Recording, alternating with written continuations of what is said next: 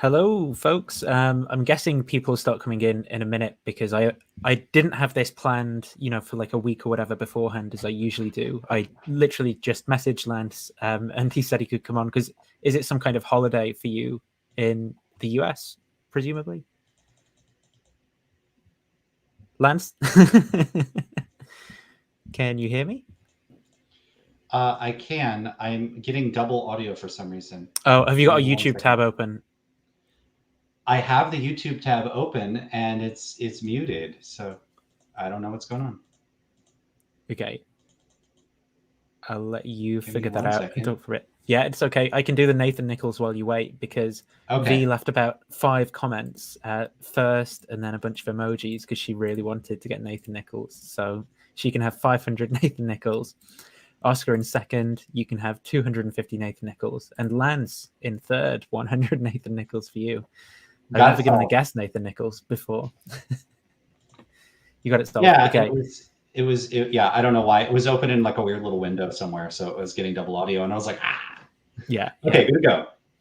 So it's a holiday for you, so you were able to come on and talk about this. And I guess we've sort of wanted to have a conversation for a while now because you were kind of going around the YouTube scene, appearing on various people's channels to talk about your views on metaethics, and then that kind of expanded into some of your views, I suppose, of metaphilosophy and philosophy in general.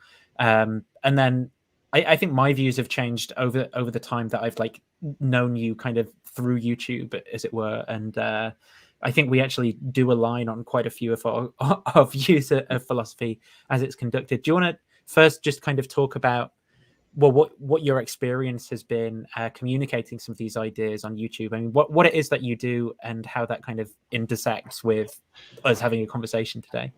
Sure. Yeah. So I have a background in philosophy and psychology. I first did a master's in philosophy and I did undergrad in philosophy and psychology. And then I'm finishing up a PhD in psychology. And I combine the two. I do interdisciplinary work in moral psychology and experimental philosophy.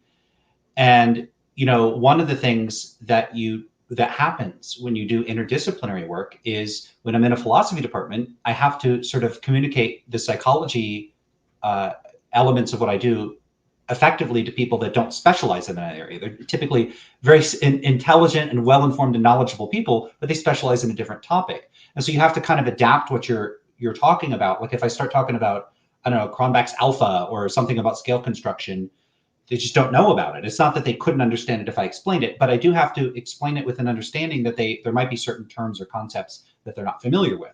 And so you have to kind of translate the psychology for philosophy. But when I went over to psychology, I encountered the same thing, not surprisingly, that I had to translate the philosophy over to psychologists.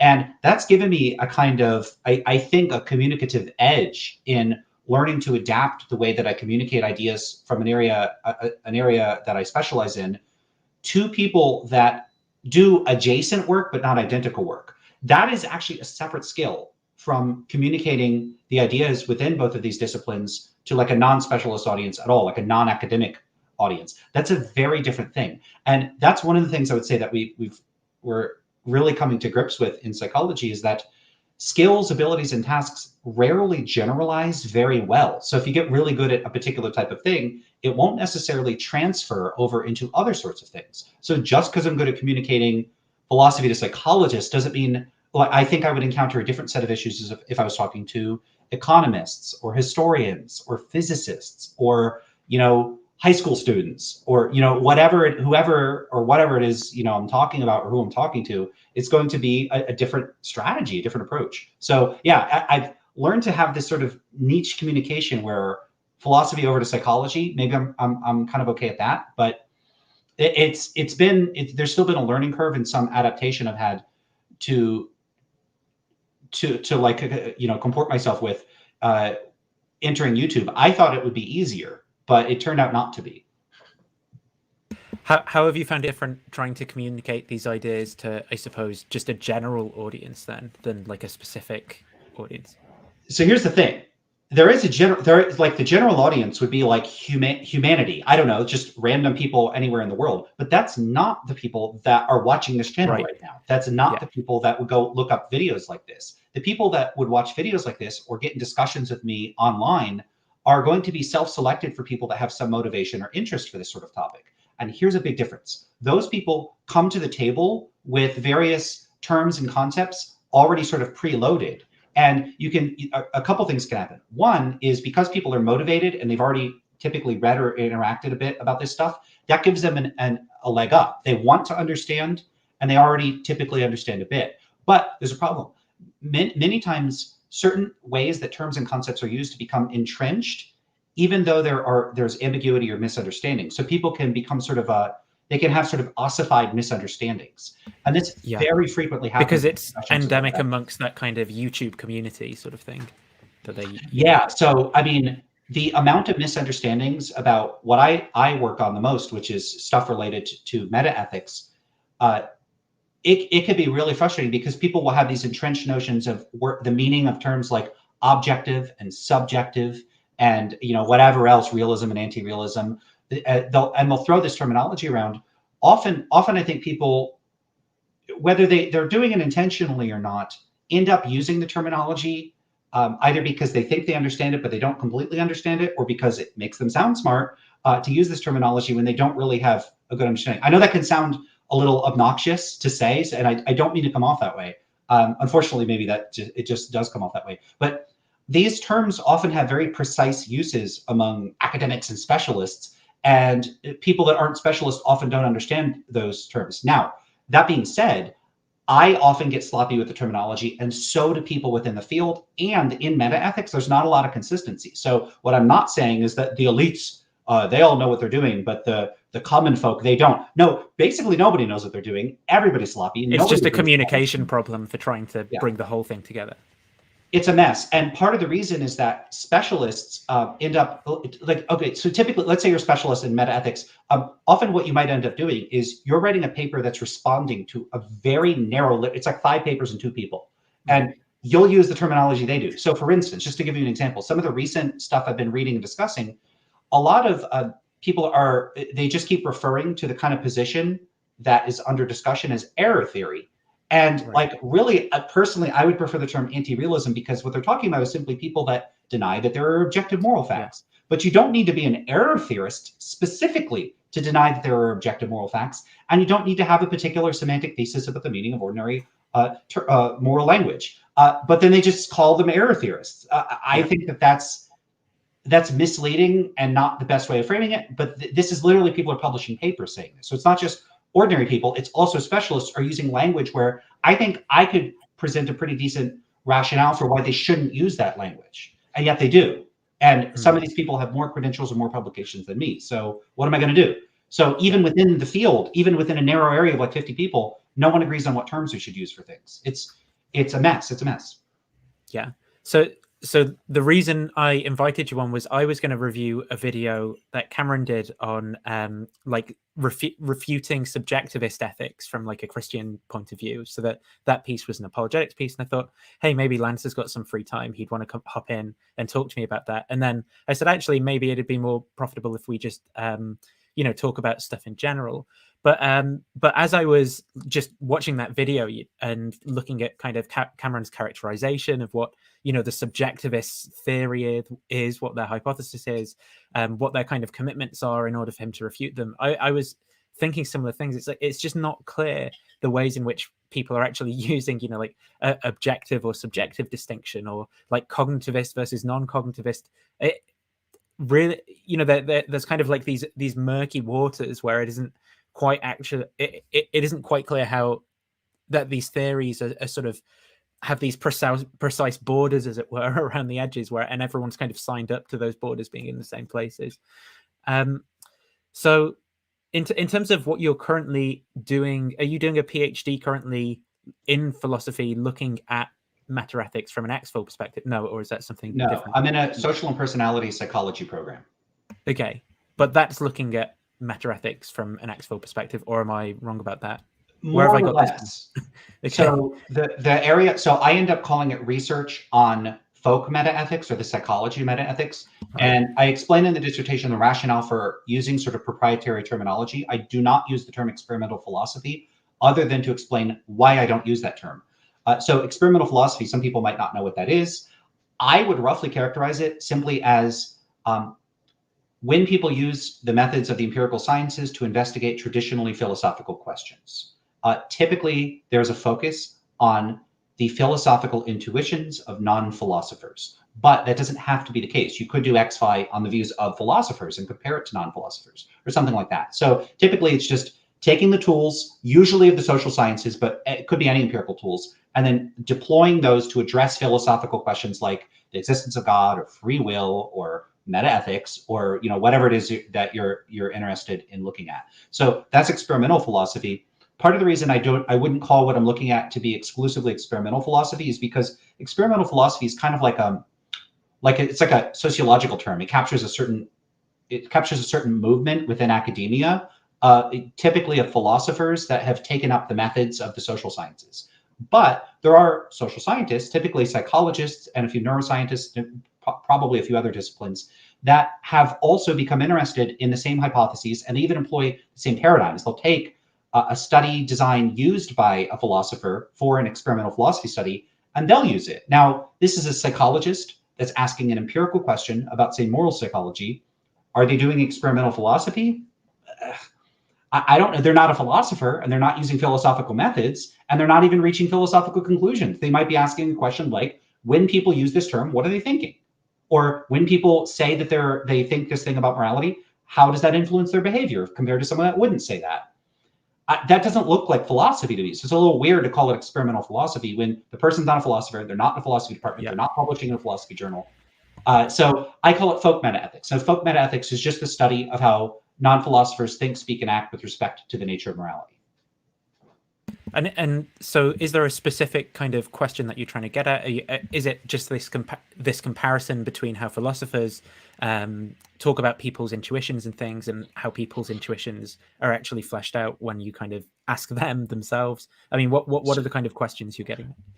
So that's the central question that experimental philosophers tend to address. So you can kind of roughly divide experimental philosophy up into like sort of three different kinds of goals or sort of schools of what they're trying to do. And these are not mutually exclusive. People could do any of these. One is to sort of support or bolster traditional philosophical theories by identifying features of the way ordinary people speak, think, or act that are consistent with or promote that theory, or having a better understanding of human psychology that could then inform philosophical theories in a constructive way. One example of this might be something like what Josh Green does. He has this dual process model of moral cognition, where he says, "Hey, look, just like there's this sort of system one, system two, that's a more general feature of the way that we think, that we have these two different modes of this like fast intuitive thinking and the slow deliberative thinking. We also have this more narrowly applied to the way that our moral judgments operate. And this slower, more deliberative system is more inclined towards utilitarian or consequentialist judgment, and this faster intuitive system is more inclined towards deontological judgment." So he's using empirical research in neuroscience and psychology to sort of make a case for utilitarianism. So that's actually someone using empirical findings, experimental philosophy, to support a particular philosophical theory. So that's one approach. Another approach is more general, and this is to challenge the presumption of philosophers that particular intuitions are widely shared among ordinary people, non-philosophers, and that they support a particular philosophical account. So you could do a couple things with this. One is to say, hey, most philosophers think that people have the intuition that, say, free will is compatible with determinism, but it turns out they don't think that. They actually think it's incompatible, or vice versa. So you could use it to show a particular philosophical account is more or less consistent in the sort of ordinary mind. The other thing you could do, though, which is a little bit more sort of globally skeptical, is you could say, hey, intuitions about this sort of issue aren't reliable at all. And so you could challenge the whole notion that appealing to our intuitions is a reliable guide towards discovering sort of a priori truths or substantively philosophical accounts that are correct or incorrect or whatever. That it's just maybe there's a more fundamental problem with the methods of philosophy, this over-reliance on intuitions. And then the third approach is just sort of saying, hey, there are actually, never mind the philosophical implications of experimental philosophy. We could just look at traditionally philosophical questions, and we can make discoveries about human psychology that are independently interesting. And in that case, it's sort of neutral with respect to the philosophical implications of the results. In some cases, that might be your interest, is I just want to understand the psychological mechanism, and then someone else might come along and say, actually, there are philosophical implications. The example that comes to mind for me is maybe the most prominent finding in experimental philosophy, which is the Nobe effect or the side effect, which seems to show that normative considerations tend to influence judgments of intentional action. This has also been expanded to purportedly show that normative judgments influence a wide range of human judgment. And that stuff is just looking at like what kind of mechanisms are going on in the mind and how is it influencing how people judge things. And it doesn't necessarily have to be directed towards any particular philosophical agenda. Could you give an example of what you mean by that? So is it that if I think I ought not, I don't know, do something, then that's going to change the way that I think about the facts that are involved with that particular thing, or what do you mean by that? So the classic paradigm that was used is basically you give one group of people one scenario, you give another group of people a different scenario. In one scenario, you have basically like, I don't know, the vice president of a company goes to the president and says, hey, we have this policy that will maximize profits for the company, which is, what we want to do. And as a side effect, it will help the environment. And the president is like, look, I don't care about helping the environment. I just want to maximize profits. Go ahead and do that. So they implement the program, it maximizes profits, and it helps the environment. You ask people, did the president deliberately help the environment? Did they intentionally help the environment? And people were like, no, they didn't care about that. They just wanted to maximize profits. But I'll change it. Now the vice president comes and says, hey, the program will maximize profits and it will harm the environment. And the president says, I don't care if it'll harm the environment. Go ahead and run the program. And it maximizes profits and harms the environment. And then you ask people, did they intentionally harm the environment? People say yes. And so there, what you get is an apparent asymmetry. It looks like people are saying when a side effect, you're responsible for bad things, but not for good things, sort of thing. Right. With the side effect. Which seems weird from a philosophical point of view, because the presumption among philosophers is that whether an action was deliberate or intentional, or whether you did something on purpose, shouldn't have to do with the valence of the action, whether it was good or bad. It should have to do with certain sorts of mental states about you, like, did you want that? Was that a foreseeable outcome? So the fact that these sort of normative considerations on the part of the person evaluating the scenario influences whether they think that the person did something intentionally or not, that's an interesting finding. And the question is, why does that occur? When does it occur? How does it occur? And you could ask, are there philosophical implications? But even if there aren't, this could just turn out to be like a cognitive bias or something like that. And on reflection, we just don't endorse it philosophically. But if people are doing that, that's an interesting thing about people. Yeah, that is pretty weird. I was thinking as you say that, whether I, like, even knowing that, my next move is to think, well, what do I make of that then? If that's a widely shared intuition by people, am I just going to disagree with them and say, they're actually wrong? Should I modify my beliefs based off of what the majority do? And that there are some interesting questions there. In terms of what you're specifically looking into, then, what is the sort of like hypothesis that you're testing or going after? So it won't make sense without background. So okay. This research, yeah. There's a bit of older research, but the paper that really started everything, actually, let me get the exact title so people could look it up.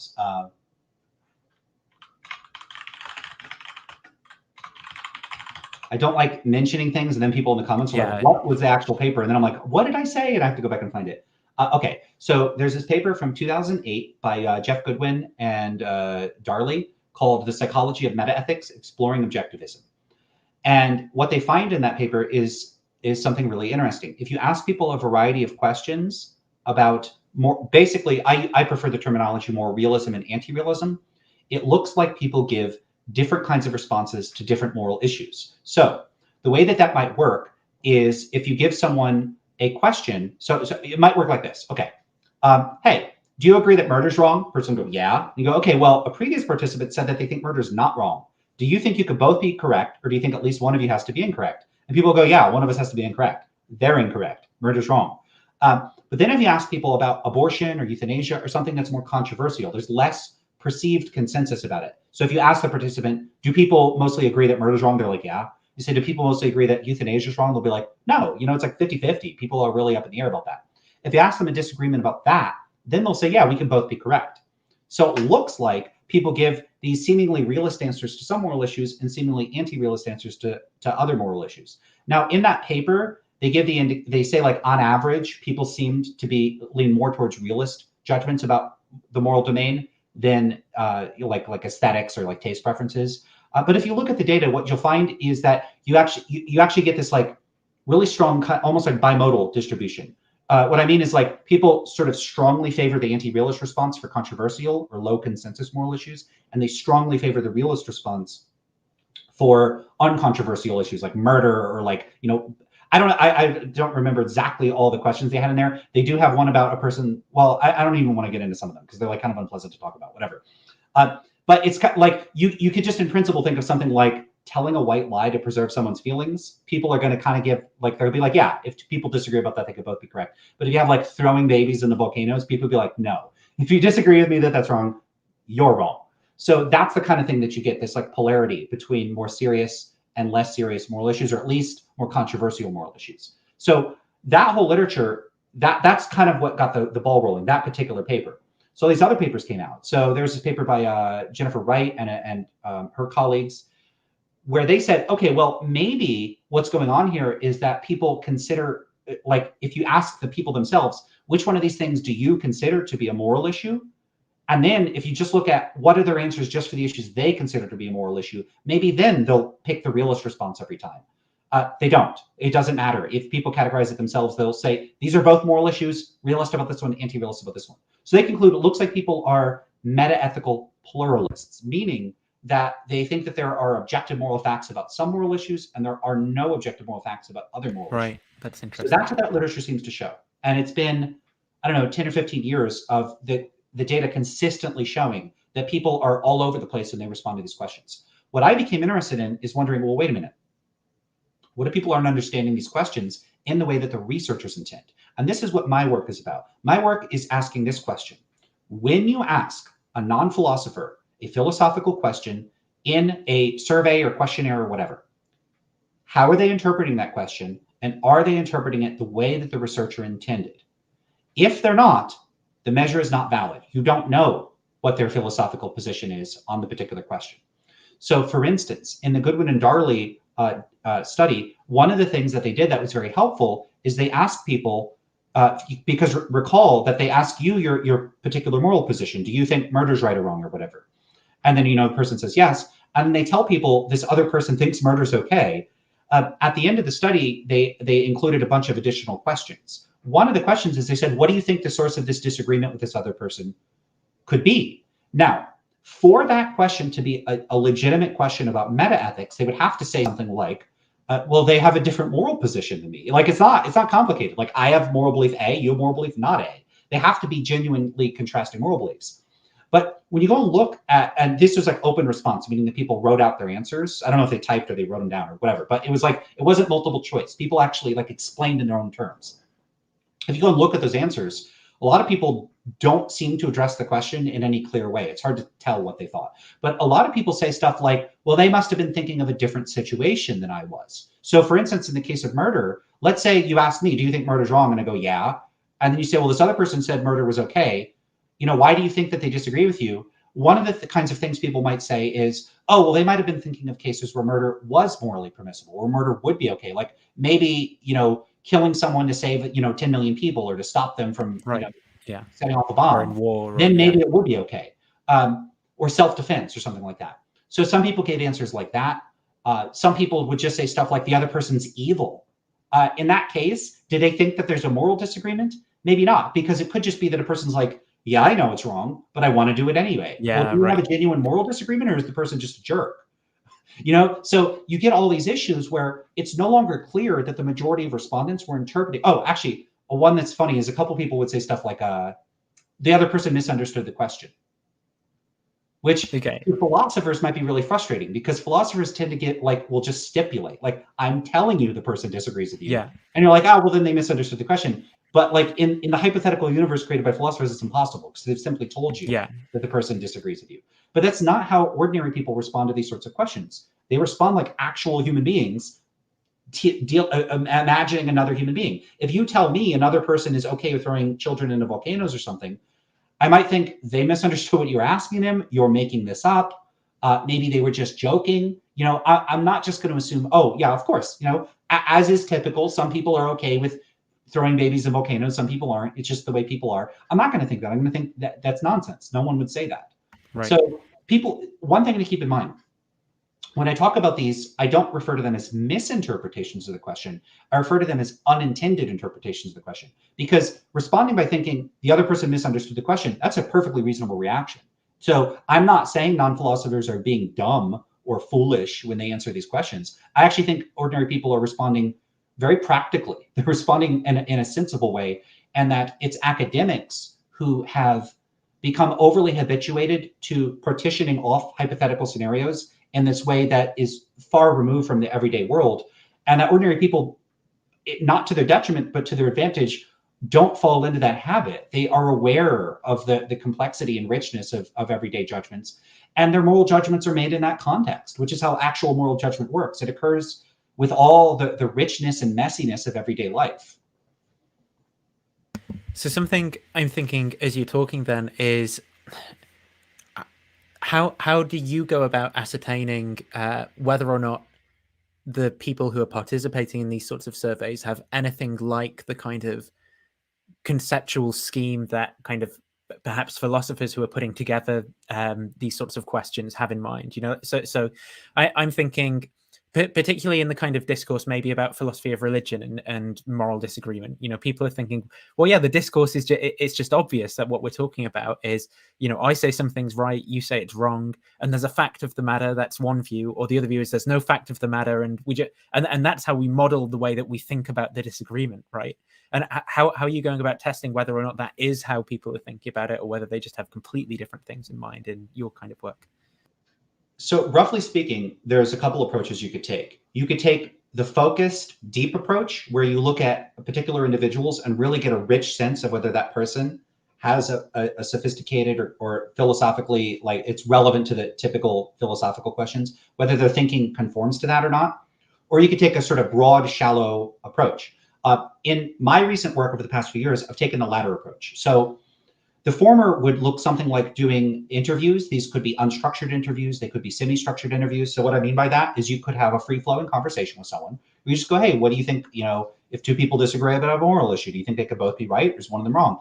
And then if they say, oh, I think they could both be right, you could ask them to elaborate for follow-up questions. And you could really sort of, basically you're doing an interview.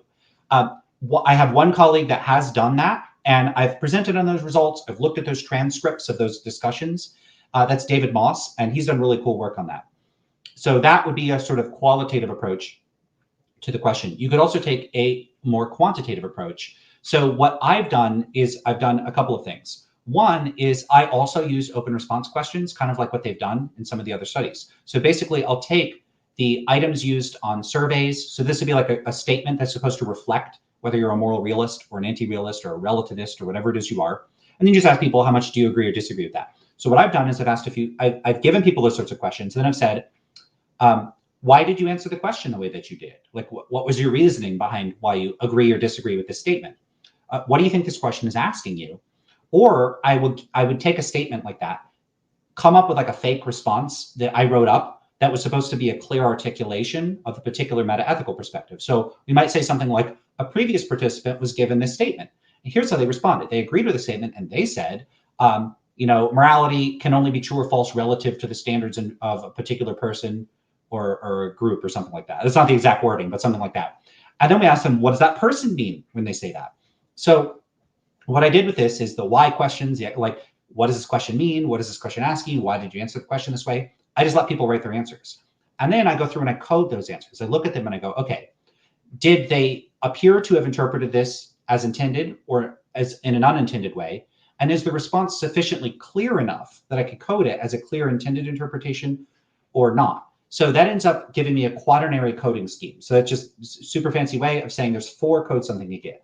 A clear intended interpretation. So if a person said something like, yeah, I think the other person's wrong because I think that there is an objective fact of the matter about what's right or wrong. It doesn't depend on what individuals or societies believe or feel. That's a good answer. Clear intended. And a clear unintended one would be something like, yeah, I think we could both be right because I'm not really sure. It could be they're right. It could be I'm right. Well, now they're giving an epistemic interpretation. They're not saying that both people could be right at the same time. They're just saying, I don't know, could be them, could be me, but that could be like exclusionary. So that's consistent with realism, but it's you can't tell. But it looks like they interpreted the question as an epistemic question, not a metaphysical question. It's a clear unintended interpretation. There's other possible unintended interpretations depending on the question and the type of response. And then the other categories are, it looks like it might be an intended interpretation, but it's unclear, or it looks like an unintended interpretation, but it's unclear. So that you end up with these 4 categories. So what I've done with that is I have a bunch of data sets on this, where I've taken items out of questions out of all kinds of surveys about realism and anti-realism, all this stuff. And the proportion of people that provide clear intended interpretations is consistently extremely, extremely low. Like it's never more than half of them. Which is the way that philosophers are kind of assuming that people are taking some of these questions. So philosophers will tend to assume that people, sorry, maybe I'm not understanding the question. Yeah, sorry. So the category that's really, really, really small, people having like a clear kind of intentional model that they're providing you with, that's how philosophers are. Is that how philosophers are assuming that, you know, people think about these issues? Not necessarily. Okay. So there's a distinction to be made between whether people have an explicit philosophical position that they're capable of articulating, at least in principle, and whether there are implicit commitments in the way that they speak or think that are not obvious to them. An example I would give would be something like the grammaticality of a sentence. So you could take like a fluent speaker of English and present them with a whole list of sentences and say, hey, which ones of these are grammatical or not? And people will be able to say grammatical, grammatical, not grammatical, grammatical. They have no problem with that. Then you ask them why. Now they're not going to be able to tell you unless they've taken, you know, enough formal training in English or something where they actually can explain the specific grammatical rules. In other words, people are good at judging. They're sort of competent at using the language, but they don't necessarily have explicit introspective access to the underlying structure or rules governing the way that language works. And one could imagine that the same is true of the way that people speak and think about morality. So it could be that people go around speaking and thinking like a moral realist or like a moral anti-realist, but when you ask them questions about it, they don't really have the introspective access to explain the underlying structure that would commit them to this sort of realist or anti-realist framework. I see. So it could be that, and this is why I said that this is a shallow but broad approach. It's broad because I have lots and lots of data for thousands of responses from people. And it looks like people consistently, no matter how you vary the question you're asking, don't appear to interpret the questions in the way that researchers intended.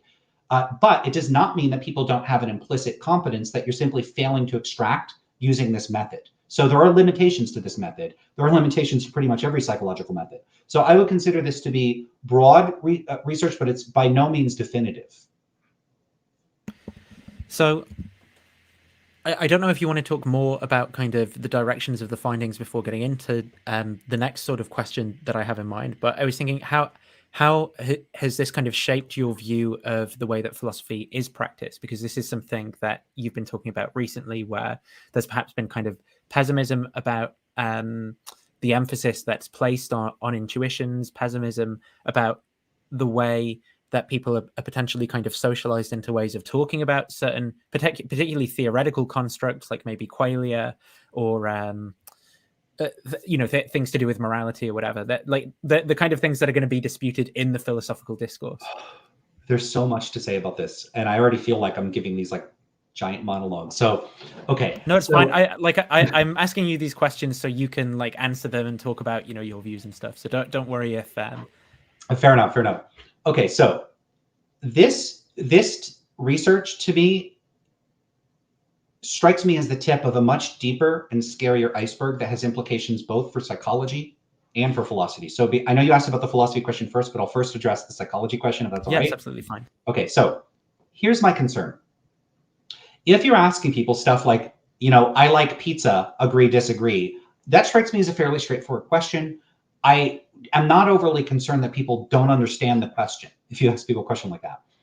When you ask philosophical questions, on the other hand, you know, participants will be given this like full paragraph description of determinism or, you know, some wild philosophical theory or some question about personal identity or whatever. They'll get the the teleporter scenarios, trolley problems, that kind of thing. When you ask people those complicated questions, there are 1,000 ways that they could end up interpreting that, where their interpretation goes awry from what you intended. And so there's this big risk in experimental philosophy of people interpreting questions in unintended ways. It's not just the research that I've talked about. It could be any of the studies in experimental philosophy. And my concern is that how much of this transfers over to psychological research in general. It looks like researchers in psychology have not paid a whole lot of attention to what I call interpretive variation and to unintended interpretations. These are two different things. Interpretive variation refers to differences in how people, systematic differences, and how people interpret the stimuli that they're presented in a study. If people interpret stimuli differently from one another due to ambiguities in the stimuli, this could result in systematic and replicable patterns of results that are artifacts of the experimental design. What I mean, so sorry, that's too much fancy terminology. What I mean is, in this case, you mean interpretations of the text, right? By yes. The stimuli. So yeah. I'll try to give a simplified example. Imagine you went around with a survey and you asked people, do you like to go to the bank? And you find this population, 90% of people said yes, and this other population that I sampled, 90% of the people said no. It looks like in this country, let's say you're doing this in, I don't know, United States, whatever, it doesn't matter. It looks like in this county, everybody loves going to the bank. In this county, nobody likes going to the bank. That's really weird. Then it turns out you actually look at the geographic features of these, and one of them is it's people that live on a riverbank, and one of them is people that live in the middle of a city.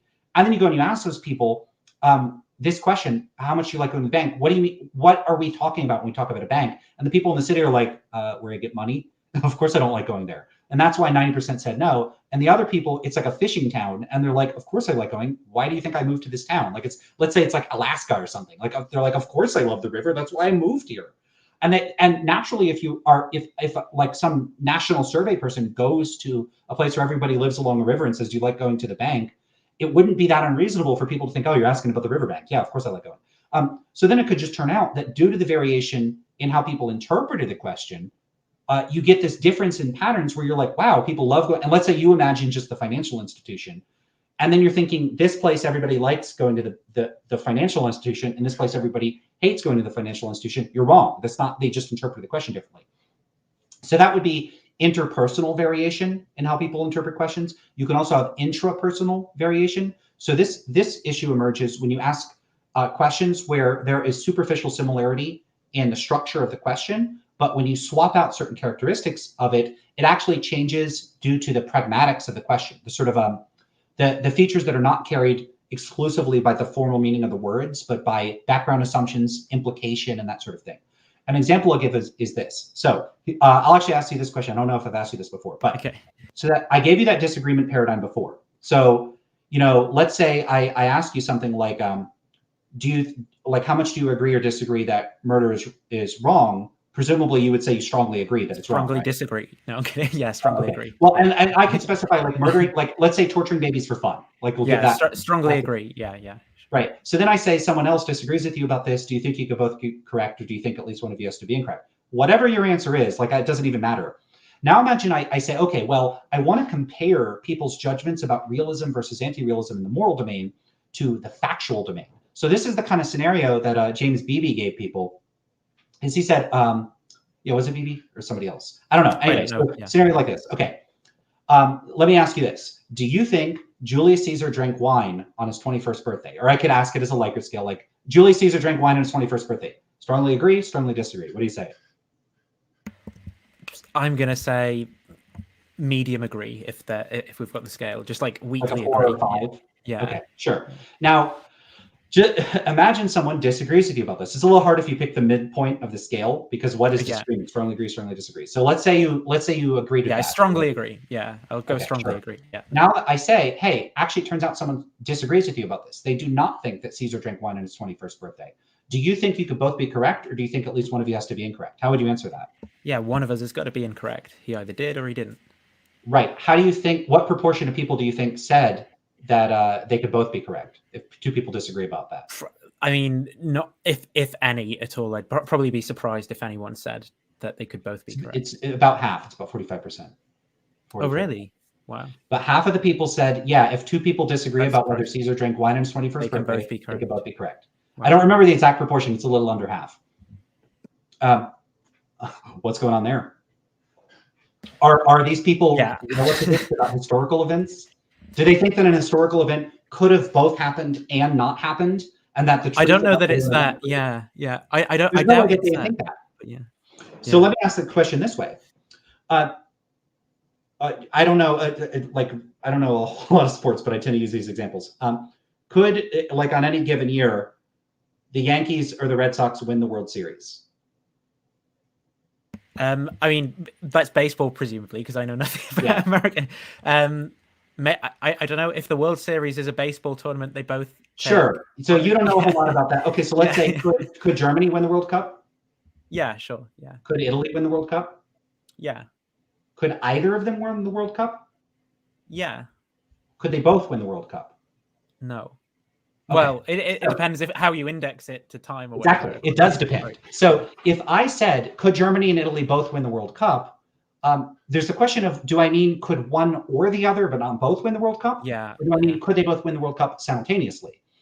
Depending on the context of the situation, your background knowledge of the fact that only one team per World Cup can win the World Cup, given that knowledge, you might have the exclusionary reading and say, yeah, one or the other, but they can't both win the World Cup. But imagine we go to a coffee shop and I said, hey, do you think we could both have coffee?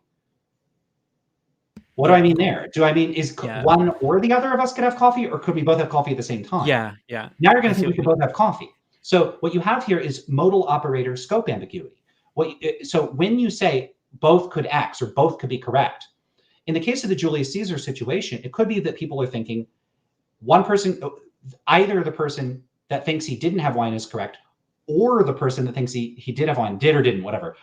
They could both be correct, but not both. It's an exclusionary reading. And so when you ask them, could they both be correct? They're like, sure, one or the other could be correct.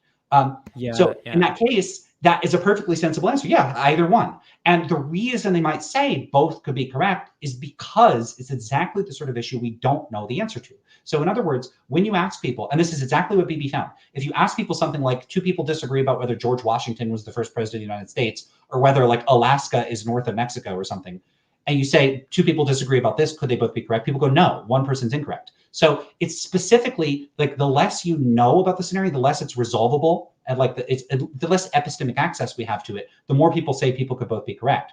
So in the case of that question about Julius Caesar, it could be that people are interpreting it as an epistemic question, but in the moral case, they're interpreting it as a metaethical question. So now it looks, you actually have literally the same structure. You copy and paste a moral issue or a question about Julius Caesar into the exact same question with the exact same response options, and people interpret it as a metaethical question, at least some people, in the moral case, but as an epistemic question in the historical case. So this is what I'm calling intrapersonal variation. The same person responds to two different questions that superficially have the same structure with a different meaning because there's a change in the structure.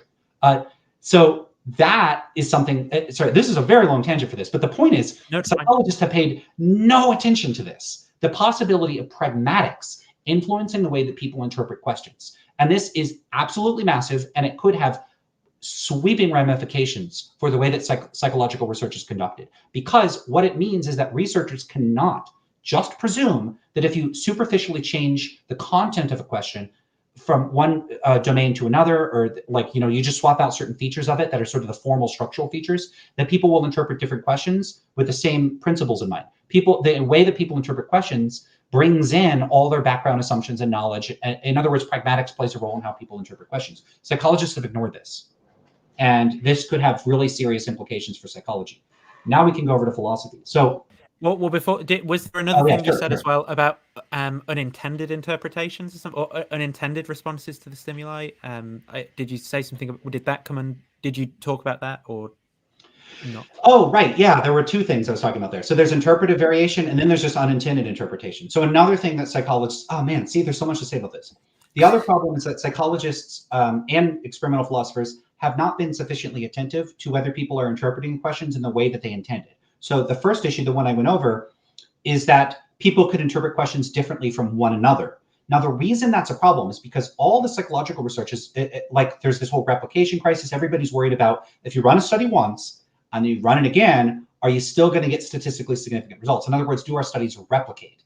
That's been the focus. But if people systematically interpret questions, like the bank example I gave, And due to ambiguities in the question, you can replicate the study, but it's still not showing you what you want to show. So the problem is not a problem of replicability, it's a problem of measurements, a problem of validity.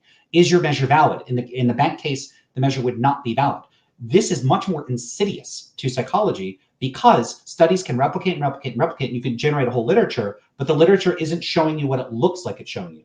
Actually, what's happening is that you have an ambiguous question, and you're getting these distributions that superficially look like a real psychological effect, but it's actually just due to an artifact of some feature of the question. It's due to like quirks in the way that people are interpreting the language of the question. This is insidious, and like nobody's working on this. It's wild. No one seems to care about this. There are a few papers out there on the validity and measurement issues, and there are people working on this. So when I say nobody, I don't mean nobody's doing work on this. I mean very, very few people. And unfortunately, they haven't got enough attention. So that's one issue. The other is just researchers don't typically check how people are interpreting questions. Like they just don't, it's rare for social psychologists or people in psychology in general to sit participants down. You take 10 people in a room. Hey, we get some questions. What do you think this question is asking you? And a person's like, I'm not sure. Oh, why? Oh, I don't know what that word means. And then you ask the other people in the group, and like, what if 8 people are like, yeah, I'm not sure what you mean there. No one sits down and does like, well, again, not no one. It's not common enough for people to sit down and do like focus groups or interviews or run questions by, their kids or like their neighbor just to see how people are interpreting the question. They just come up with a question, looks good to me, run the question. They rarely ask people comprehension questions. So they rarely ask people, how are you interpreting this question? But I've even seen, so comprehension checks are things that psychologists will throw into their research to basically check, did people understand the question we're asking? But often these things are very superficial. I've seen ones where they'll ask a comprehension check and it'll be like, did we ask you about this? Yes, no. And then if you say yes, and it's like, they'll be told, we didn't ask you about this, try again. And then people go, okay, no. And then they go, right. See, they passed the comprehension check. Well, yeah, because you give them 2 tries and 2 response options. Of course they're going to pass. And then they might report 100% of people pass the comprehension check. So, in that case, it's not a comprehension check. It's an attention check. It's really checking, are they paying attention? Because if they pick yes and it didn't work, okay, then flip it. Now they have to pick no. I don't know if someone did exactly that kind of problem, but my point here is that a lot of the ways that people are checking interpretations are incredibly superficial and they're not nearly robust enough. And people think you can just ask a simple multiple choice question, and if they get the right answer, then boom, your study's good. But often, these questions are often very leading, and it's very simple to get the question right, even if you don't really understand the question. I could give someone a very shallow explanation of very complicated topics like quantum mechanics or something. I could just ask someone, the Copenhagen interpretation says events are probabilistic, the mini world says they're not. And then at the end, I could say, which one says that outcomes are probabilistic, and they pick Copenhagen. Does that mean they understand quantum mechanics? Yeah. No, they don't know anything about quantum mechanics. It's a memory task. It's not an understanding task. So this is the kind of thing that will serve as like, yes, people understood what we said about quantum mechanics because they remembered this particular association. Nonsense. So yeah, we haven't internalized the norms that of like recognizing and then developing methods for assessing how people interpret questions to see whether they're interpreting them as intended. Unfortunately, I don't see anyone talking about this or showing much concern with it. So what I'm hoping to do is to start expanding this research out to find other cases where people are not interpreting questions the way researchers intend, and to provide really good evidence of this so that researchers become more attentive to this and start, really sort of do pre-testing and running questions by people, using more open response methods to assess interpretations so that we can start getting more robust findings. It seems to me as well in some of those cases that you were talking about where there's kind of logical amphibly and ambiguity in the kind of ordinary way a question is being asked, that's just going to be really hard to kind of evaluate how people, because, unless someone has some kind of formal training in like a logical language or something, it's going to be difficult for them to say, no, I precisely interpreted it in this way, without them just restating the ordinary expression as it was given to them. It's going to be, like, did you interpret and in this way? Oh yeah, I took and to be, exclusive or when it actually you meant and, so, it's going to be different. Right. And this is where the intense pessimism comes in. So, if you ask people these follow-up questions like I do, and they don't give a response that indicates that they understood it, does that mean they didn't understand it the way you intended? Yeah. No. You No, can't. maybe they did, maybe they didn't. You would have to ask a follow-up question. Well, I know that so like, here's the kind of thing that might happen. I ask a question about the disagreement paradigm. That's that one where two people disagree that I've given a few times. And someone says, yeah, at least one person has to be incorrect.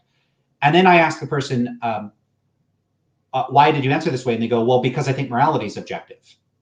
Does that mean that they understand that they endorse moral realism? Well, it might look like it. A philosopher might look at that. And if you're coding that, you're going to look like a huge jerk if you say, nah, they didn't understand it because I don't believe when they said morality is, because morality is subjective is like a textbook answer, right?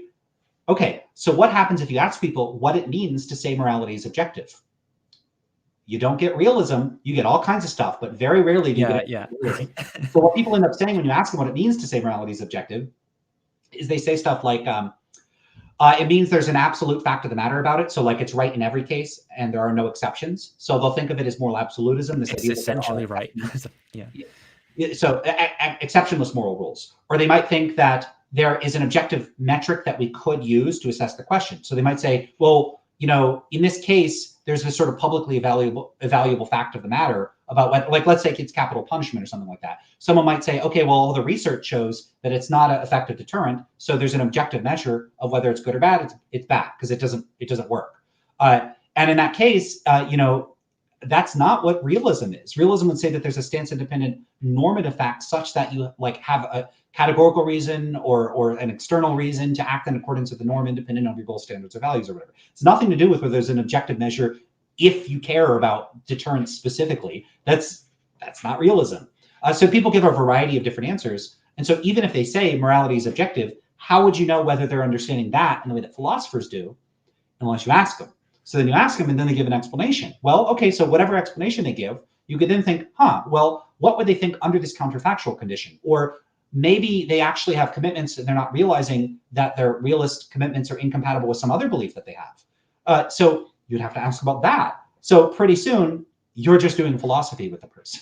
Yeah, that's what I was getting. It's going to be difficult to get to the bottom of it without kind of introducing either language to the person that they might not be familiar with, or the various positions that you're, and then before you know it, you've kind of made them a philosopher and preloaded them with.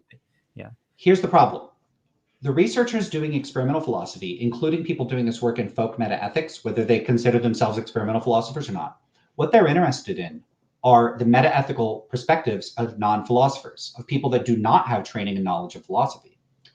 The problem is that I suspect that there's no way of getting a good answer as to whether people are realists or anti-realists about moral issues without going through this dialectical process that effectively trains them to be philosophers. But once they give that answer, there's now no way to know whether that was the answer that they would have had. Yeah.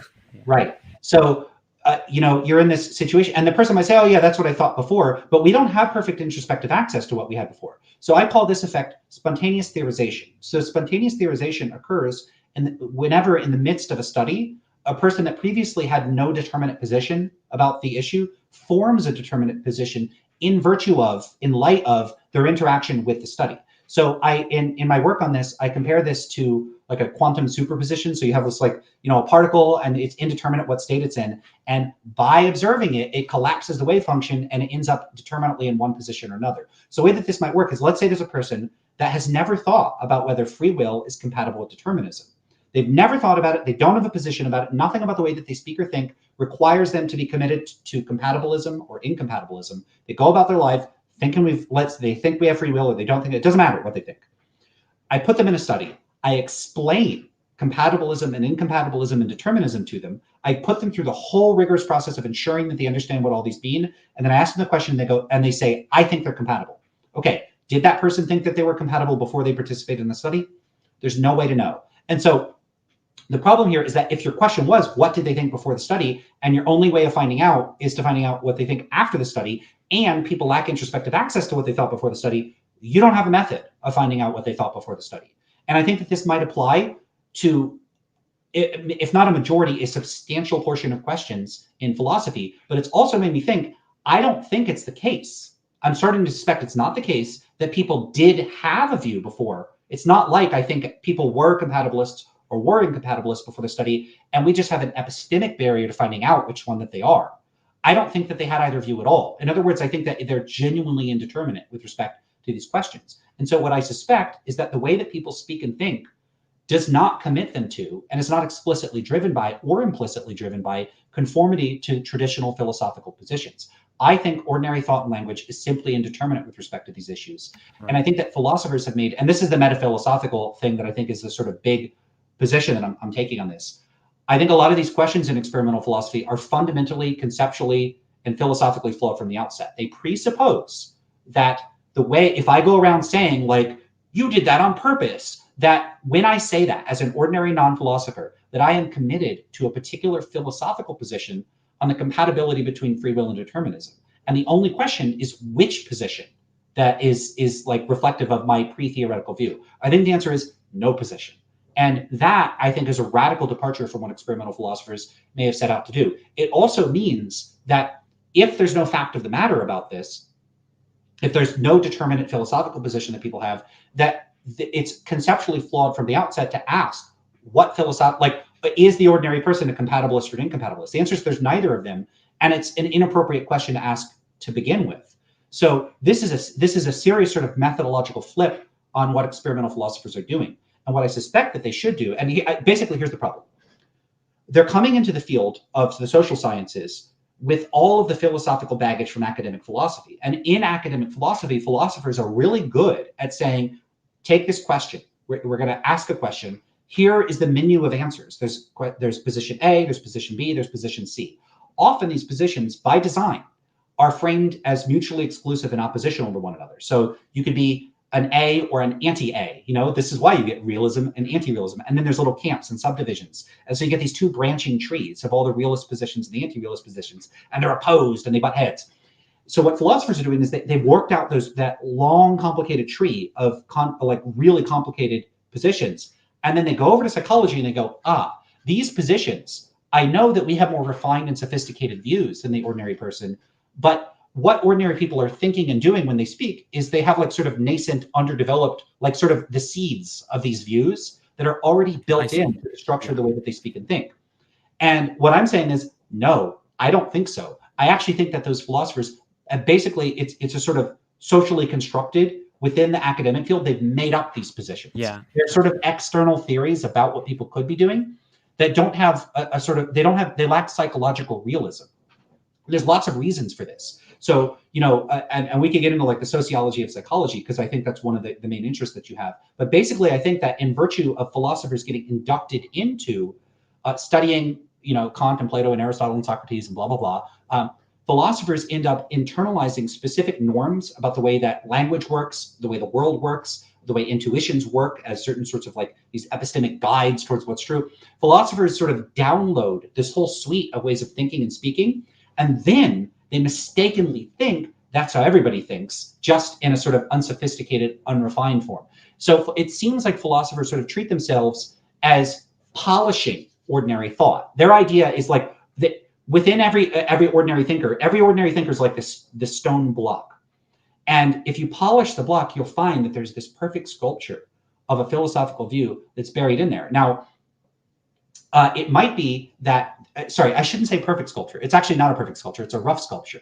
And the philosopher's job is to do two things. One is to uncover the rough form, and two is to refine it. And so philosophers see themselves as working with some sort of imperfect but pre-existing folk view that the philosophical work then builds on and polishes to an extra shine. But I'm saying that the block is just a block. There's nothing there. And that philosophers are crafting these sculptures that they imagine are reflective of these inner philosophical views that were there all along, but there was nothing there all along. It's just that philosophy's inventing it. So basically what I'm saying is that philosophers are sort of presupposing ordinary people have all these philosophical theories built in. They're not built in at all, and that this stuff is entirely made up by philosophers. So this sort of thing would perhaps address, the sort of arguments maybe that would be put forward by, I think of maybe someone like Craig, who would say, everyone kind of shares this rational intuition that, everything that begins to exist as a cause or something.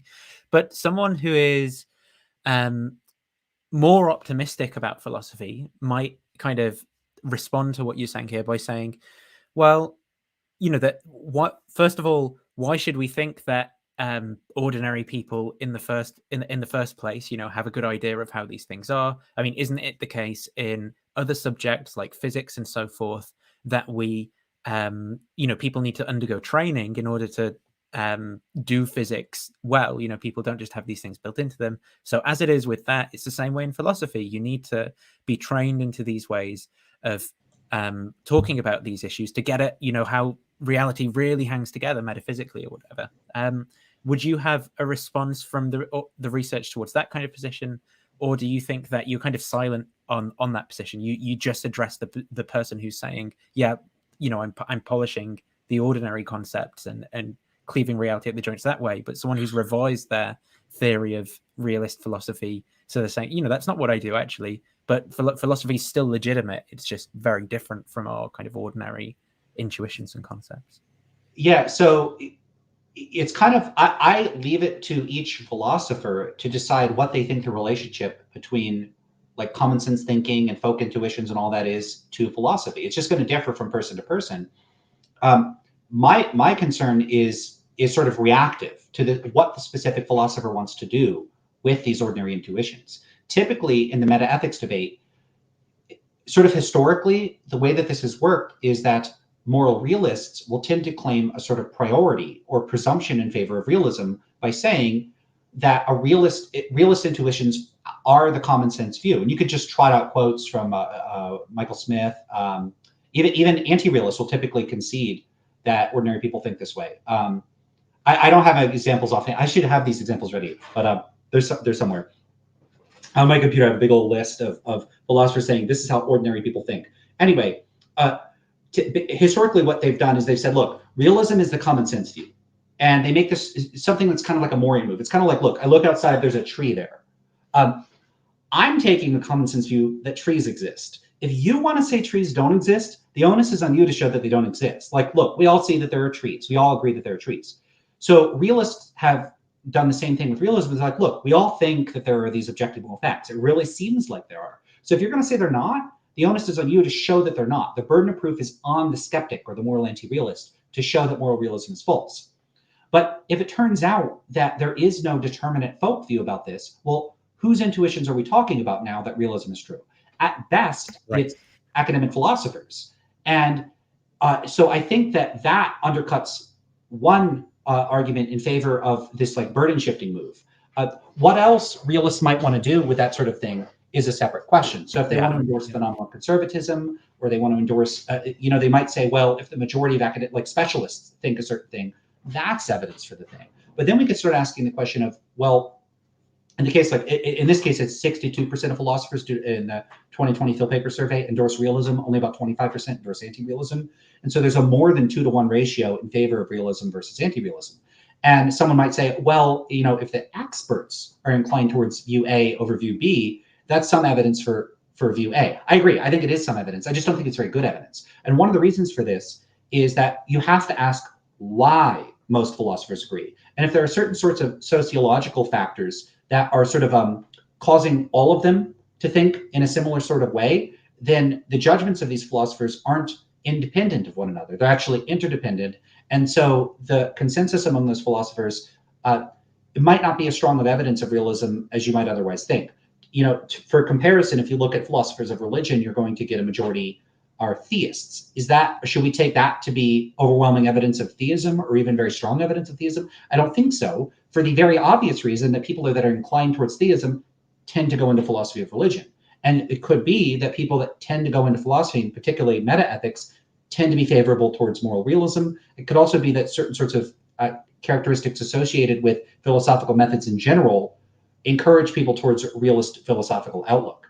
Also, you could just look at the history of philosophy, and you could see a quote from like Railton back from like 1986 in his paper Moral Realism, where he's like, looks like this anti-realism thing, like that's what everybody wants to go with, but I'm going to argue for realism. So I don't know what a field paper survey in 1980 or 1960 would have looked like, but it wouldn't surprise me if you had majority anti-realism then. Do I think that that's good evidence for anti-realism? No. What I actually think it's evidence of is that the proportion of philosophers that endorse or oppose a particular position is driven in large part by the winds of fashion that there are certain views that become fashionable or unfashionable, and certain views become more or less popular, and that the proportion of philosophers that endorse a view at any particular point in time is not a strong indicator of whether that position is correct or not. What you might want to do is, if we had like good census data on philosophers over the past 2,500 years or something, we could look at whether there's a convergence towards or trend towards particular positions. I might take that as evidence because it would be indicative of this sort of a slow trajectory towards like progress in the field if you think philosophers make progress. But taking this little slice of philosophers in 2020, there was a slight tendency towards realism overall as like, therefore realism, that doesn't fly with me. And I take this both for positions I agree with and disagree with. So I'm not just being selective about the realism thing. I just don't think what philosophers think at any particular time tells us very much. I recently I've been thinking about where people get their ideas from and the notion of rationality and things. And one of the things that has influenced my thinking recently was, Kuhn's kind of idea of why scientific paradigms change and the sort of irrational reasons that scientists believe the kinds of things that they believe. And then I started looking into this thing called the Strong Program, which was an attempt by a sociologist called David Bloor to sort of come up with like a science of science, as it were, looking at the irrational reasons why scientists believe what they believe in the social context that they're in and so forth. And I was thinking that, the reason I find this interesting in the sciences is firstly because I think a lot of us sort of view what scientists do as just fundamentally getting at the truth in this rational way, but also because that's sort of how I've come to think about philosophers and what philosophers are doing, as I've been exposed to it in the academy and people learning about it in undergraduate and graduate programs and so on. And it sounds like some of the things that you're saying could potentially be evidence in favor of that view of what's kind of going on in philosophy is more this sort of socialization of people into holding the positions that they hold, rather than them just kind of reasoning their way to these truths that kind of sit out there ready to be discovered. Yeah, I'm deeply troubled by the possibility that a great deal of what philosophers accept as canonical or sort of starting points or foundational points or they're sort of their priors, like wherever they're starting out, is shaped both by the field of academic philosophy itself and by sort of contingent features of the cultural background that we're all stuck in. So, one thing to point out is, again, you have to go over to psychology to get these insights, is you have Joe Henrich and his colleagues pointed out this thing about psychology. So I'm not sure if most people know this, but the vast majority of psychological research has been conducted on people basically in the Anglophone world for the most part. And university students. Right. University students. So like the typical, and it's like, I don't know the exact proportions, but it wouldn't be surprising if it was like literally more than half of the people in all psychology research are like 19 or 20-year-old students in universities in English-speaking countries. Like it's very, very narrow.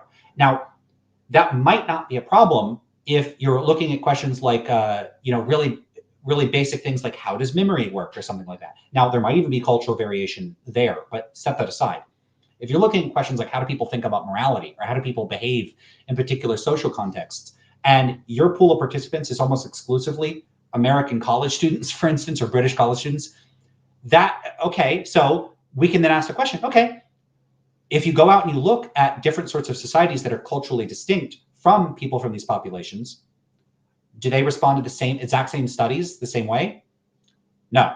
In fact, if you go out and you look at like horticultural and pastoral societies all over the world, and you plot the distribution of the psychological characteristics that they exhibit, and you plot it from like highest to lowest in expression of this particular behavior or whatever, you consistently find that the people that have participated in traditional academic research anchor one or the other into the distribution. In other words, they're the strangest of the group. So it'd be like if you, here would be a very simple example. Imagine if you surveyed college students, like the typical psychological study, and 90% of people said blue is their favorite color. And so you go, okay, so in general, humans prefer blue. You generalize to humanity.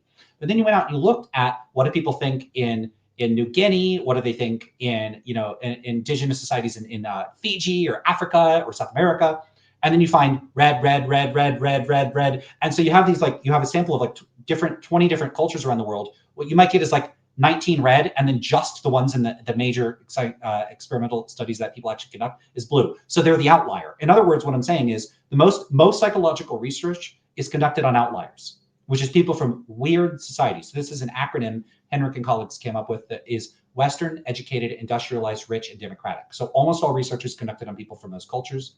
Yep, thanks. And their research and other people's research shows that they systematically don't represent the rest of the world. And here's the issue with that.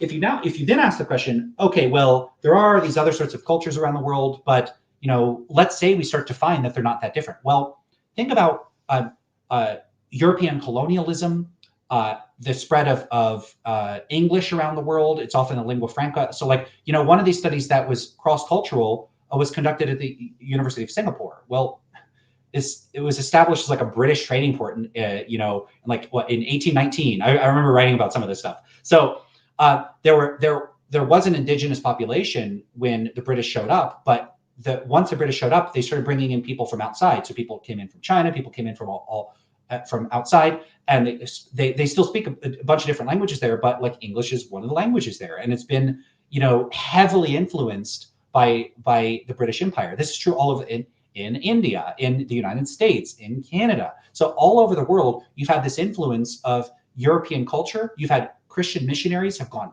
everywhere. They just get everywhere. So you have Christianity, English, weird culture. It's saturated most of the world. And so even cultures that have remained autonomous, they still, might be consuming, it's a point I made about, is like, is someone completely culturally insulated if they like watch Game of Thrones and, drink Coca-Cola and I don't know, they watch the same YouTube videos, or they're watching this video right now?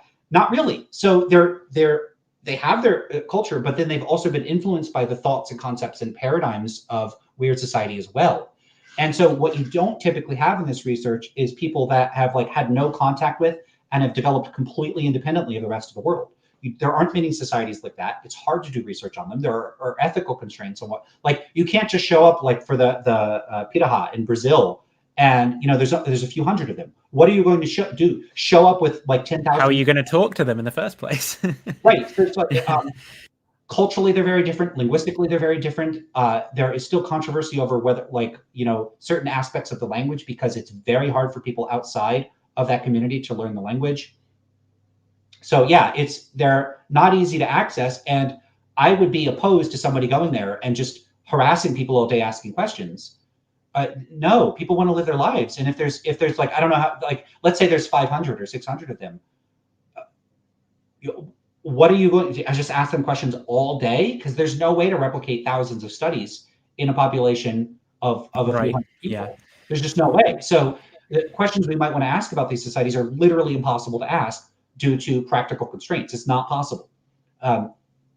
So to that. So the point is here, even there, they've had people show up. They speak some Portuguese. They're in Brazil. So are they completely culturally insulated from everybody? No, they're not. So, what you don't have access to are fundamentally divergent cultures. It's not really much of that left in the world. And so, even if you found some universal characteristic like a tendency towards realism, what would it look like under the counterfactual historical conditions in which, say, I don't know, that Europe, the bubonic plague killed everybody in Europe, and I don't know, Inca or Mayan civilization took off and spread all over the world. People might think very differently. We just don't know. We just don't know what society would look like and what the world would look like today. And so we don't know, it's very hard to make inferences about humanity as a whole due to the spreading cultural homogeneity of the world. So there were some questions from the chat as you were talking. I don't know, have you got some time to go through them? Oh yeah, for sure. Can I get a little break and you could Yeah, no problem. Feel free if you want to. Okay. Yep. I have to get another drink. Yeah, feel free. Go and get some water. Yeah, if people have questions in the chat, get them in. And also thank you for your super chats. Greed and Michael Apple. I've got all of your super chats, so they're started. So I'll be asking Lance those. What else have people been saying as we've gone through? Have I missed anything? So yeah, get your questions in now if you've got them, and hopefully we'll get through them all. Oh yeah, that's just about a question that I've already got. Did Craig Reed have a question earlier? Is this actually some type of known branch, or is it something unique to Lens? That was the one. Yeah, and I'm sorry if Rebecca ever watches this back. I'm sorry that I've realized I've gone live at the same time as you, Rebecca. So apologies about that. Both mine and Lance's favorite Christian channel. Yeah, what does this research mean for phenomenal conservatism? Thanks, Blamtastic Fault.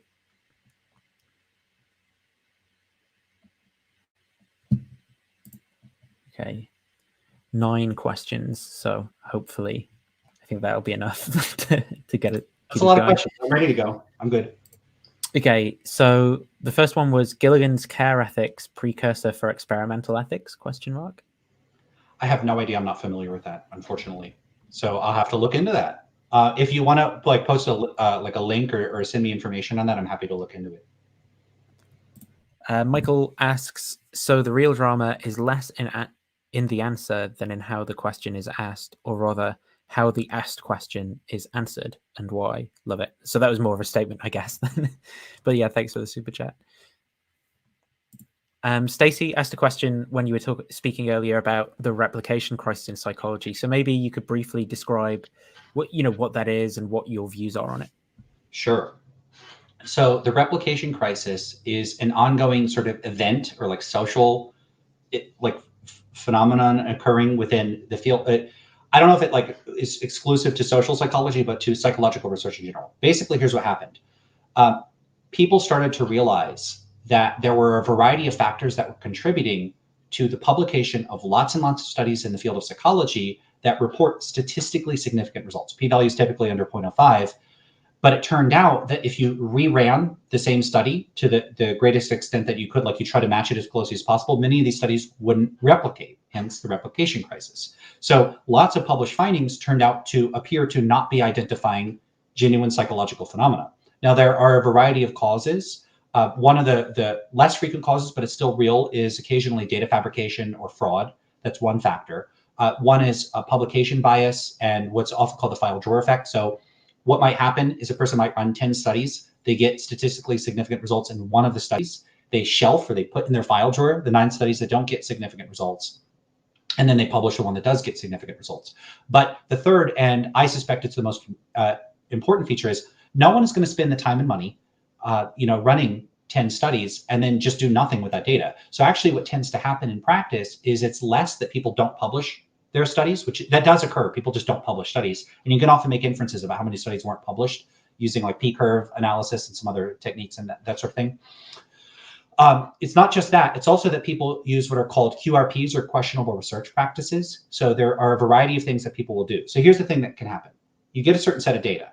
Let's say you run 500 people and you don't get a statistically significant result when you do your whatever, a t-test or whatever you're doing on the 500 people. So you go, okay, well, let's look at only people, like let's look at, let's divide men and women, or let's divide people that are over the age of 30 from under the age of 30. And then let's say you look at people under the age of 30, and then that's like 279 of your participants, and then you run the study, and you get a statistically significant result. And you can go, okay, so there is a real effect for people under 30. Here's the problem. You can slice and dice data like thousands of ways. Like there's so many ways you can slice the data. And due to like the stochastic effects of the way that, imperfect sampling of a population works, it's always possible just by chance that you get like artificial signal in all that noise. And if you run your one analysis, your chance of it might be, say 5%. But if you reanalyze and reanalyze and reanalyze, the chances that you will find some artifactual, like this fake, apparently significant result, quickly approaches, it could be 50%. Or, I mean, if you slice it up enough ways, it'll eventually approach 100%. So the point is, if you analyze data enough, you can extract apparently real results out of pretty much any data that you want. And researchers, not because they're being deliberately dishonest and nasty and deceitful, but because they genuinely believe that the kinds of effects they're looking for are real, can rationalize the sort like, let's remove the outliers. Let's remove people that took under 5 minutes to take the study. They'll do these sorts of things. And then that results in them getting these significant results. And then they report those. So that's questionable research practices. And often people will do what's called harking or hypothesizing after results are known. So then what happens is you read the paper and that paper might say, all along, we predicted that there's this significant effect, but only in people under 30 and not in people over 30. And then in the discussion section at the end of the paper, they'll come up with some post hoc explanation for why that would be. So the reason why people give anti-realist responses, but only when they're under 30, is because people that are under 30 haven't cognitively developed and matured, and they're still, they're still like have a flexible attitude about their values, and so they're more open to moral anti-realism. But once you hit 30 and you start to mature, that's when like your like moral views become odd. So you could come up with an explanation after the fact, but the problem is that the researchers will write it as though that's what they predicted all along, and it gives the superficial and misleading impression that they actually found a real effect. So that's the sort of thing. So replication crisis is all these problems with studies replicating. There's a big report in 2015 where they took 100 studies, they tried replicating them in top journals in psychology, and they found about only a third of them replicated. So when I say, when people say most of the studies in psychology don't replicate, they're not joking. It's most of them don't replicate. It's very serious. What I'm talking about is not that problem. That's one problem. And if only 1/3 or a quarter or whatever of the psychological studies that are conducted replicate, that's already catastrophic for the credibility of the field. I'm saying it's even worse than that, because in addition to that problem, it's compounded by the problem of measurement and validity, that we are finding replicable results that are not genuine psychological phenomenon because there's a problem with the validity of the measures being used in the studies. And so if that's a problem, say for 80% of the studies, and it's sort of equally distributed across the ones that replicate and don't replicate, then you got to take, let's say it's 1/3, and then cut that by 1/3, down to 1/3. So the proportion of studies, you could do a kind of like Drake equation on like what proportion of psychological research is replicable, has valid measures, has been interpreted properly by the researchers. So here's another problem. Even if your measures are valid, and even if the studies replicate, researchers will often come up with like wildly implausible interpretations of their research, or they'll do this thing where they'll have a specific hypothesis. They'll say, if we're correct, we should predict these results. They get those results, and then they say, therefore, our hypothesis is correct. Doesn't follow. What actually follows is that the probability of all hypotheses consistent with the data have increased, and the probability of all hypotheses inconsistent with the data have decreased. And there might be 50 other hypotheses that are just as good explanations of the data as your favorite hypothesis. But by selectively focusing on the favorite hypothesis, you give the misleading impression that you've directly proven the favorite hypothesis, not that you've sort of shifted the probability space over towards a cluster of hypotheses, some of which may be incompatible with your hypothesis. So researchers don't tend to keep that in mind when conducting studies, and that's the interpretation crisis, which as far as I know, no one's written about that. So it's a third problem. So let's say only 1/3 of studies are interpreted as intended. So very quickly you get down to, I've done this like Drake equation thing where I'm like, yeah, maybe 1 or 2% of psych studies have replicable, valid measures, interpreted properly, blah, blah, blah, blah, blah. It's bad. But yeah, what I was talking is not specifically the replication crisis.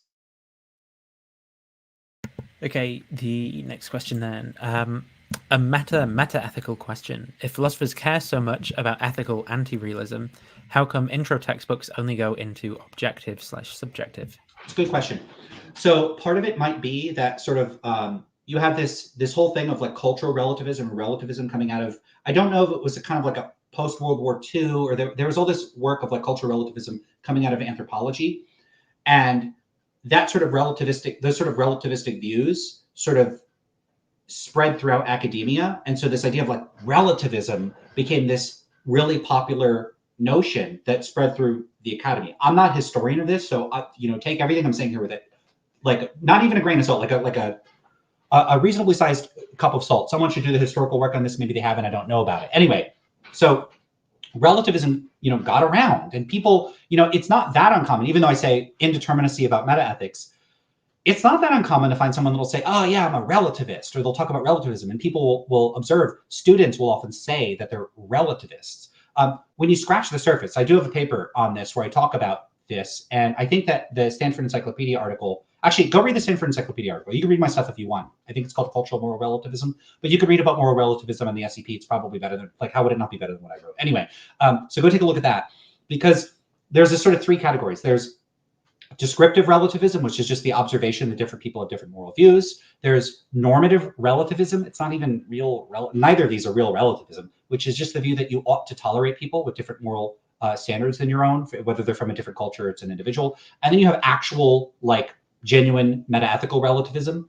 And the, like, sort of folk relativist notions that have pervaded the world just kind of mash all that together in a convoluted and messy hodgepodge, and it's unclear, are they making normative claims or descriptive claims or metaethical? Who knows? They just kind of mix it all. So, like, this folk relativism is just this conceptual mess. It's not the very specific and narrow thing that a metaethical relativist is talking about within contemporary metaethics. So that kind of got out there, and that's what people talk about. Now, what happened with that is that people that are like, I think murder and atrocities and throwing, like, torturing babies for fun and throwing puppies in volcanoes, that stuff's bad. And these relativists, they don't think it's bad. They think if there's some culture where they throw puppies in volcanoes on Fridays, then we can say nothing to object to all the puppies that are getting tossed into volcanoes. We can't say anything about it.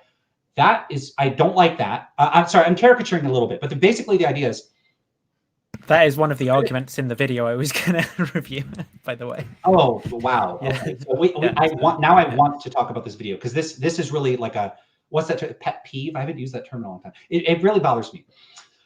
So there's this notion that the relativist is indifferent, ambivalent, tolerant, or even supportive of atrocities and terrible actions when it occurs in a different cultural context or a different point in time or whatever.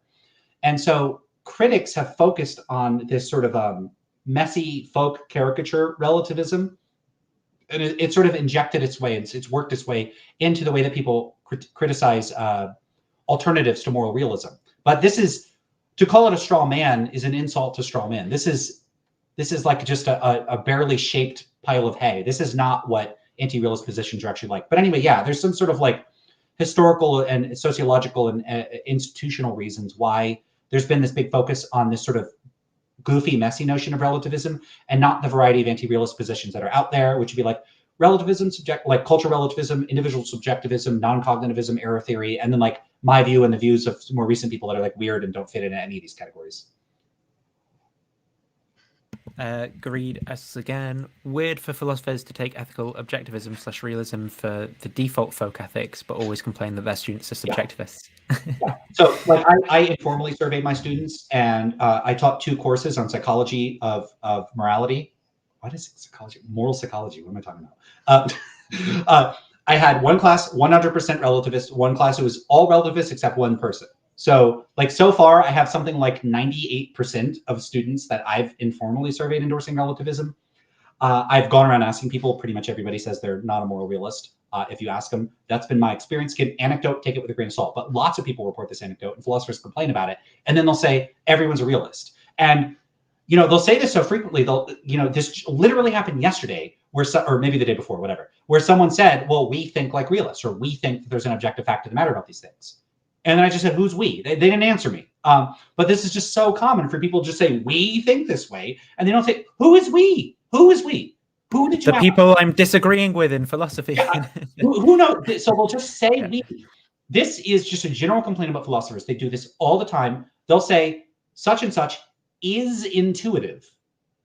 Why word it that way? So sometimes I've said, what do you mean by is intuitive? Oh, they're like, well, I find it intuitive. Yeah. So why don't you say that? Why don't you say, I find this It intuitive? is sort of strange what even the correct sort of criteria of use are for the word, like, I have an intuition of something, because it's not like, or every position that I think is right is intuitive to me in a sense, but can I claim it's an intuition then that it's right? Or what's the difference between these other principles that are supposed to be intuited? It's like a more foundational form of sensing or something, of sensing facts about the world. Like, I mean, that's a whole other discussion, is the nature of intuitions. But this is just a point about people being sloppy in 2 respects, saying that we find something intuitive and they're not clear on who we is, and people saying something such and such is intuitive without specifying who it's intuitive to. And then when you sort of call people out on it, you say, hold on, you're saying we find intuitive. Who's we? People might say most people, but then often what I have to do in these discussions is I say, okay, are you making an empirical claim? Are you saying this is how most people think? And I've had no response is a good response to this, because one response is no, it's not an empirical claim. Okay, so you're saying most people think X, and most people think X is not an empirical claim. Yeah. What? Yeah. I don't even. How is that not an empirical claim? Then the other thing is, well, yes, I intuited it. I don't know what they're doing. Yeah. And then the other question is, the other response is, yeah, it's an empirical claim. Okay, well, where's your empirical evidence for the claim? So you just don't need to present empirical evidence for the claim? I've had people just say it's obvious. It was revealed to me in a dream.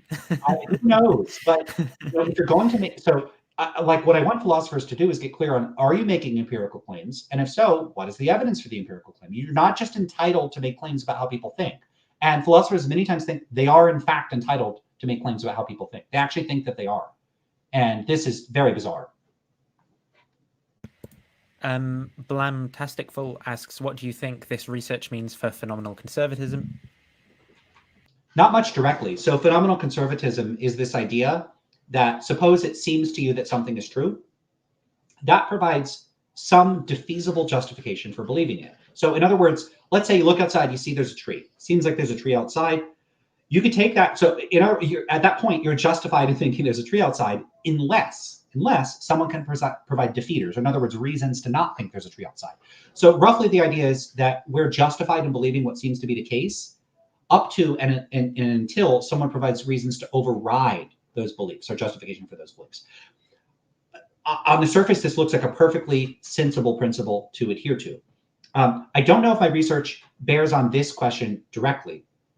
One issue is that, if someone, so like Mike Huemer is a big proponent of phenomenal conservatism. And Mike Huemer might say something like this: seems to me like moral realism is true. If you want to say that I'm justified in believing moral realism is true, unless you give me good arguments against moral realism.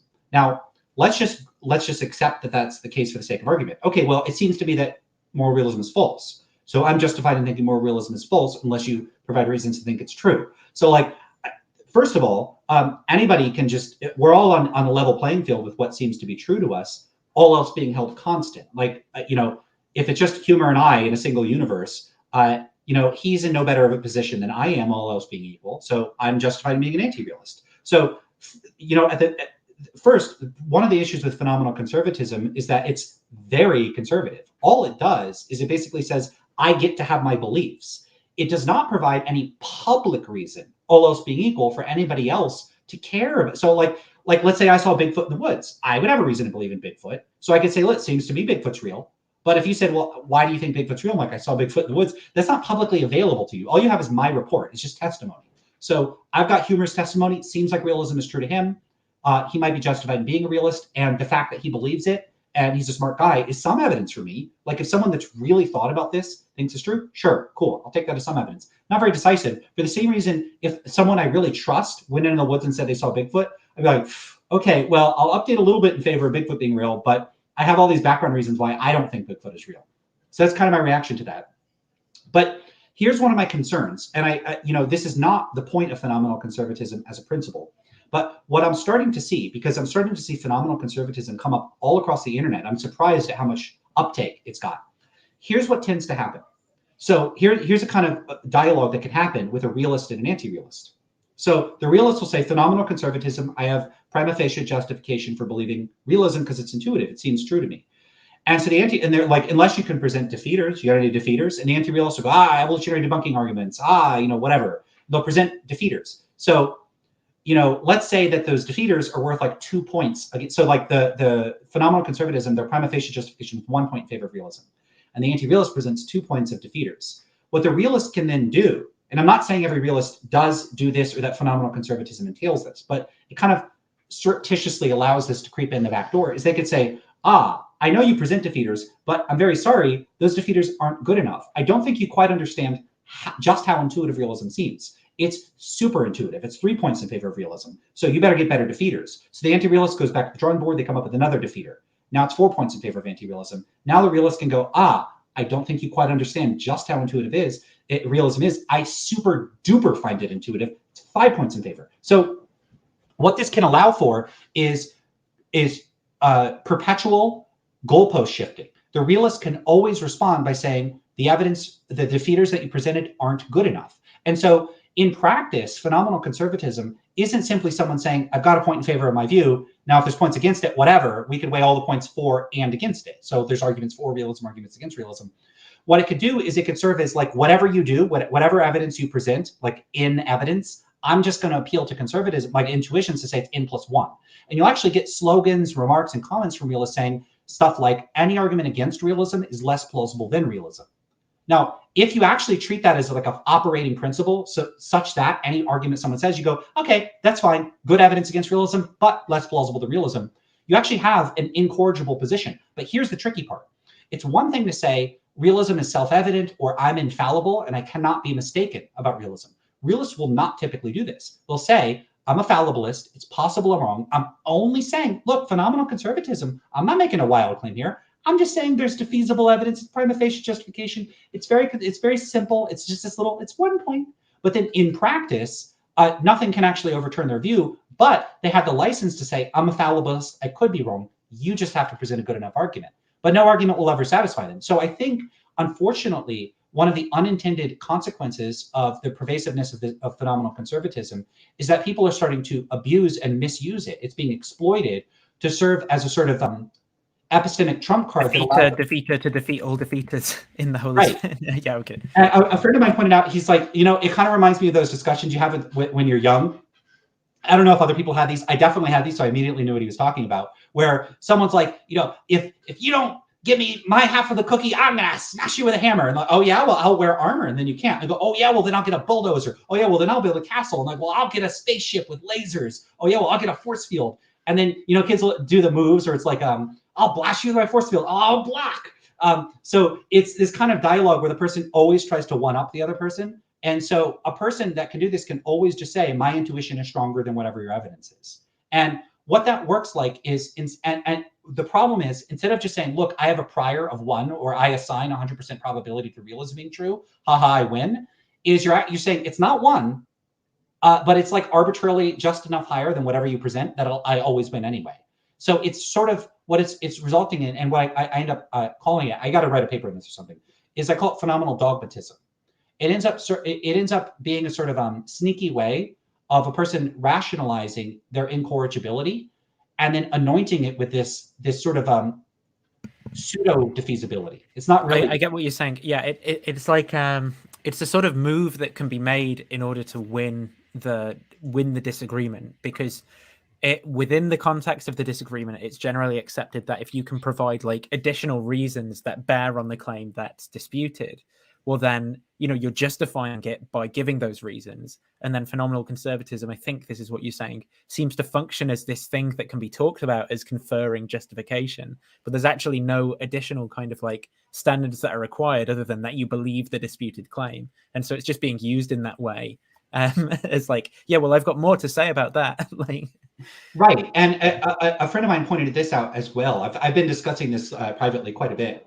Is they said, it's hard to pin down what exactly, there's something wrong with this phenomenal conservatism move. There's something, imagine a person going into a discourse and saying, all the work to show that I'm wrong is on you because it super duper seems to me like something is the case. There's something sort of, I think, dialectically unvirtuous about that, to just make it the case that everyone else has the work of showing you're not correct. Why? It seems weird. It seems weird to just go around going, I could think whatever I want unless you could show I'm wrong. Sure, you can, but like you can do that, fine. But that's setting the bar for justification so low that it's not interesting. Because again, how is someone can make this move for pretty much anything. Seems to me like God exists. So you want to argue God doesn't exist? Present defeaters. Otherwise, I'm justified in believing God exists. But you could get real silly with it. You could just say, I think 4 is a prime number, unless you could present defeaters. And then if someone, because someone could go, well, I could divide 4 by 2 and 4 and 1, so it's not a prime number. To go, I know it looks like that, but it's super duper mega ultra to the max. Seems to me like 4 is a prime number anyway. So, you're not overriding the defeasible intuition that I have. So let's call it an epistemic blank check. That's right. So phenomenal conservatism shouldn't be an epistemic blank check, and I don't think Hume or anyone else intended it to be. But that's how people are using it in practice. And I hope Humor and others can agree with me that that's not an appropriate extension of the way that it should be used. Yeah, it's not But, what they want. it's not an entailment of it. So it's being sort of distorted and warped in practice. Okay. Craig asked the question just about the type of research that you're doing, whether this is something like unique to you or something that a lot of other people are working on. It depends how specific the question. I suppose by branch, yeah, maybe if we constrain branch to sort of people who are working as psychologists specifically at this sort of intersection that you're working at, trying. Yeah, there's other people. So so Thomas Polzler is probably the person that's published the most and written the most about this. He also has a book on the psychology of metaethics. So he's done the most on this. Jennifer Wright, Jeff Goodwin, Josh Knobe has done a little work on this. So there's people that have done research on the psychology of metaethics. There's a fair number of them, maybe 10 or 15. Maybe there's a few more. Not all of them specialize in this area. Polzer is the only one I know of that this is like a very, very big focus of his research because he's published more than I have on it. So it's like so there's another person that I work with very closely, David Moss, who does this kind of work, who I mentioned earlier. So there's a few people. I tend to call the area psychology of metaethics. It's a very small area, but we had a workshop last year where some people came. So yeah, there's a few other people working in this particular area, but it's not many. It's like 5 or 10. And then the last question then, Gareed asks, Heisenberg uncertainty of folk psychology sounds like Confucius Analects, or I don't know what he means by NT there as starting point. But then debates happen and new options emerge. So this was, I think the super chat was posted at the time that you were talking about the idea that some philosophers view, there's this kind of like uncertainty, indeterminacy as to what people actually believe about these topics or about the world with respect to what people talk about in these topics. And then I guess the comment here is that the upshot of debates happening is that new options emerge. I don't know if there's anything, it seems like more of a comment, this one, than a question. Sure. Yeah, if Confucius said stuff way earlier than me, that wouldn't surprise me. I think that there's a lot of unappreciated gems in older philosophical work where people have said stuff like, I'm just rehashing stuff someone said a long time ago that everybody forgot about or stopped talking about. So I have a friend right now that's working to revive the work of a Schiller, pragmatist, and everything I've seen, he's presented excerpts and stuff from his work. Schiller says a lot of the stuff that I say and says it better than I do. And this is stuff that was written, I don't know, 100 years ago. I'm not exactly sure. He would know. See, I don't even know what Schiller's this forgotten pragmatist, and everything I've seen, it's great writing, really critical points of metaphilosophy, and it's so old that no one knows or talks about it anymore, and it just looks like great stuff. So yeah, this stuff is out there. This is a point.